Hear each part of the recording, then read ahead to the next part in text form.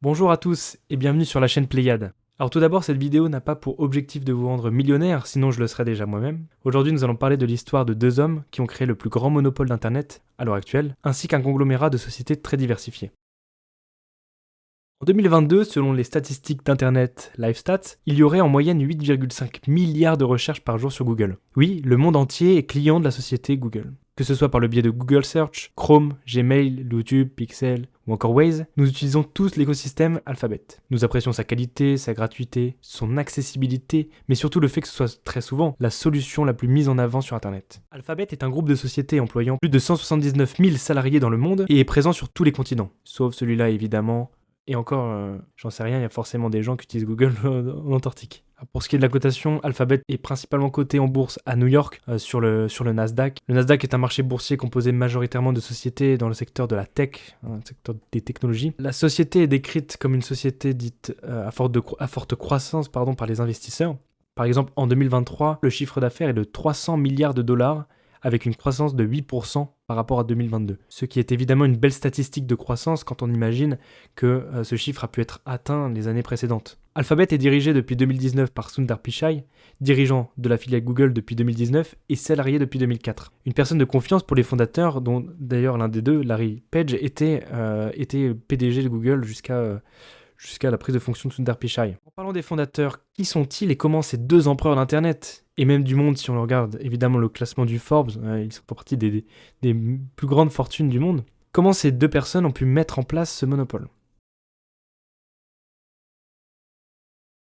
Lawrence Edward Page, dit Larry Page, est né le 26 mars 1973 à Ann Arbor dans le Michigan. L'informatique et l'innovation ont toujours été une passion chez cet homme, qui est un grand admirateur de Nikola Tesla, le célèbre inventeur évidemment. Le père de Lawrence était aussi connu dans le domaine de l'informatique parce que c'est un pionnier dans ce domaine. Il était d'ailleurs docteur, un chercheur dans ce milieu. Pour ce qui est de Sergey Brin, de son vrai nom, Sergey Mikhailovich Brin, l'associé cofondateur de Google, il est né le 21 août 1973 à Moscou en URSS, donc maintenant qu'il a réussi. Alors il immigra aux USA pendant son enfance à cause de l'antisémitisme qui régnait en URSS à cette époque. Le père de Sergei était professeur de mathématiques. Il sera professeur à l'université du Michigan que rejoindra Sergei. Tous deux issus d'un cursus en informatique et en mathématiques avancées, se rencontrent à l'université de Stanford. Larry était le tuteur de Sergei à son arrivée dans la célèbre pépinière d'entrepreneurs milliardaires. Les deux hommes ne s'apprécient guère au début. Mais cela changera, ils choisiront alors ensemble d'établir la thèse de leur doctorat. Et donc la trouvaille de cette thèse est en réalité un algorithme qui liste les résultats en fonction de la fréquence de citation dans les sites eux-mêmes, notamment par des liens, donc d'une page présente sur un moteur de recherche, le but n'étant pas de créer un moteur de recherche à l'origine. Alors beaucoup de sources, pas forcément concordantes, disent que cet algorithme a été inventé par Larry Page, même s'ils ont travaillé tous les deux ensemble. Cet algorithme sera baptisé PageRank. Alors le défaut principal de PageRank, et qui est toujours reproché à Alphabet d'ailleurs, donc à Google, c'est cette mise en avant par popularité. En effet, la qualité n'est pas mise en avant par rapport à la popularité, et beaucoup de fake news ont émergé à cause de ce système, et Alphabet en paye encore les prix juridiques, en fait, des amendes, etc., des pénalités. PageRank est une véritable innovation pour Internet à cette époque. En effet, à l'origine, les moteurs de recherche mettaient en avant les sites Internet en fonction de la popularité des mots-clés uniquement. Larry et Sergey proposaient alors innovation disruptive aux moteurs de recherche déjà existants. Donc on peut citer Yahoo que tout le monde connaît, mais également AltaVista ou Lycos, qui sont des entreprises qui ont totalement disparu à l'heure actuelle. En échange de la possibilité d'utiliser PageRank, Larry et Sergey empocheraient un loyer pour l'exploitation du brevet qu'ils détenaient. Sachez qu'aucune société de moteur de recherche n'a accepté. Donc à l'heure actuelle, on pourrait se dire que c'est complètement fou parce qu'on a vu ce qui est devenu Google, une des premières sociétés en capitalisation boursière dans le monde. Une rumeur court à Stanford comme quoi Dave Filoni, fondateur de Yahoo lui-même, aurait conseillé à nos deux génies de créer leur boîte plutôt que de louer leur brevet à d'autres moteurs de recherche comme le sien. C'était sûrement une façon gentille de refuser leur proposition. Mais leur génie n'a pas suffi seul à faire vivre cet avantage concurrentiel immense. À la même époque, le Bayh-Dole Act de décembre 1980 a permis aux universités américaines de breveter leurs inventions et ainsi empêcher des entreprises privées de se les accaparer. L'université de Stanford avec Larry et Sergey ont décidé tous les trois de breveter PageRank et de créer Backrub, qui deviendra Google, donc c'était le premier nom de Google en fait. trois parties finissent par empocher énormément d'argent. Stanford empochera plus de 250 millions d'euros, tandis que Larry et Sergey sont désormais milliardaires grâce à leur innovation. C'est super de vouloir révolutionner son secteur, mais pour réussir cela, il faut énormément de cash. Par chance, nos deux compères étudient dans l'université qui a vu naître HP, Cisco, Yahoo, Instagram, Snapchat ou encore Sun Microsystems. Vous ne connaissez probablement pas la dernière société. Pour les joueurs de jeux vidéo et plus précisément Minecraft, il s'agit de l'entreprise qui a inventé le langage de programmation Java utilisé dans le jeu. Et donc l'un des cofondateurs de Sun Microsystems, qui est aussi professeur à l'université de Stanford, a aidé Sergey et Larry à financer le début de leur entreprise. Andy apportera 100 000 dollars à Google alors que l'entreprise n'existait même pas encore juridiquement. Il fut cela car il était très impressionné par la technologie de PageRank qui était pour l'époque une véritable innovation. Ok, on a de l'argent, mais 100 000 dollars c'est pas assez pour conquérir le monde. Et même actualisé à notre époque après inflation, cela ne représente pas une somme dantesque. Alors en fait, au fil des années, de nombreux business angels ont cru en l'idée de Google, et notamment avec l'avantage concurrentiel PageRank, notamment la société en capital risque Sequoia Capital, qui est sûrement la société de capital risque la plus connue dans le monde. Elle est connue pour avoir investi dans Cisco, Apple et énormément de sociétés après Google.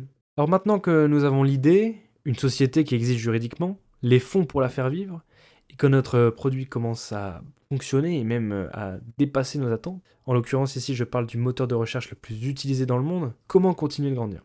Évidemment c'est la question que tout entrepreneur se pose à ce moment-là, mais avec le recul il aurait peut-être fallu rajouter à cette question comment grandir sans avoir de problèmes juridiques. Beaucoup d'anciens salariés chez Google estiment que si l'entreprise est devenue aussi puissante, c'est grâce à l'ancien PDG de l'entreprise, Eric Schmidt. Eric a dirigé l'entreprise en tant que PDG de 2001 à 2011 avant d'être succédé par Larry Page. Eric Schmidt est à l'origine des événements stratégiques dont nous allons désormais parler. Google, puis désormais Alphabet, s'est développé en utilisant ses ressources internes pour innover dans le secteur d'Internet.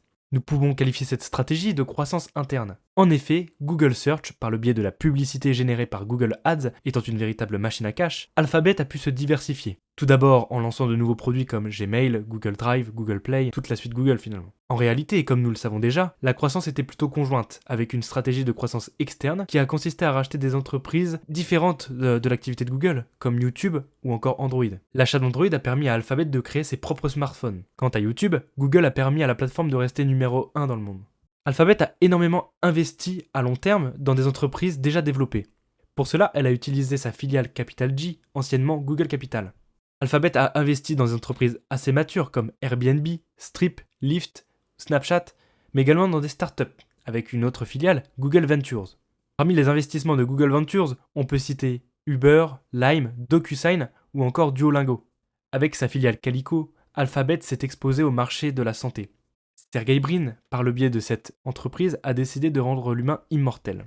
Google X, désormais appelé X, est en fait un laboratoire géant où Google expérimente toutes ces nouvelles expériences. Et enfin, Nest Lab, dorénavant appelé Nest, qui consiste tout simplement à développer des produits domotiques. Parmi les créations de Nest Lab, nous pouvons citer par exemple toutes les déclinaisons de Chromecast qui existent. Alphabet est exposé partout, même quand on ne le sait pas. Nous parlions de Google Search tout à l'heure, mais en réalité ce n'est pas le produit phare de l'entreprise. Alphabet tire ses principaux revenus de la publicité, ainsi que de Google Cloud. La majeure partie du cash généré par Google provient, et donc par conséquent, ses bénéfices remontent dans Alphabet, qui est la société mère du groupe. Cette prépondérance des revenus des services s'explique par le faible pouvoir de négociation des clients utilisateurs, donc nous-mêmes, qui est quasiment inexistant. En revanche, les annonceurs, qui sont une deuxième partie des clients de Google, ont plus de pouvoir que nous. À chaque polémique sur YouTube, le manque d'annonceurs se fait ressentir dans les revenus de la société, et Google est obligé de faire machine arrière à chaque fois. Nous pouvons donc conclure que la grande force d'Alphabet, au-delà de la marque, du nom commercial que tout le monde connaît,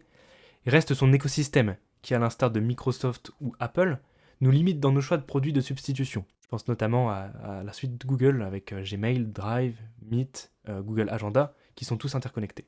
Cette interconnexion ajoute évidemment une complexité pour utiliser une autre application et se détacher de celle que nous utilisons déjà. Cependant, à l'heure à laquelle je tourne cette vidéo, de nombreuses actualités tendent à changer cela. En effet, les monopoles créés par Google, Microsoft ou encore Apple sont sujets à des démantèlements. Les lois antitrust américaines et antimonopolistiques européennes visent ces grands groupes dans l'objectif d'ouvrir les écosystèmes aux autres entreprises. Alors selon les Échos, pour l'instant, Google serait visé principalement pour Chrome. Chrome est un système d'exploitation utilisé sur tous les ordinateurs, mais également le navigateur par défaut quand on utilise Google Search. Je pense que ce sujet fera l'objet d'une vidéo à part pour tout expliquer et pour revoir toute l'actualité. N'hésitez pas à laisser un commentaire constructif sur ce qui va, sur ce qui ne va pas, ce qui a changé. En tout cas, moi, déjà, juste en faisant le montage, j'ai remarqué des choses à changer. Merci d'avoir suivi et à bientôt.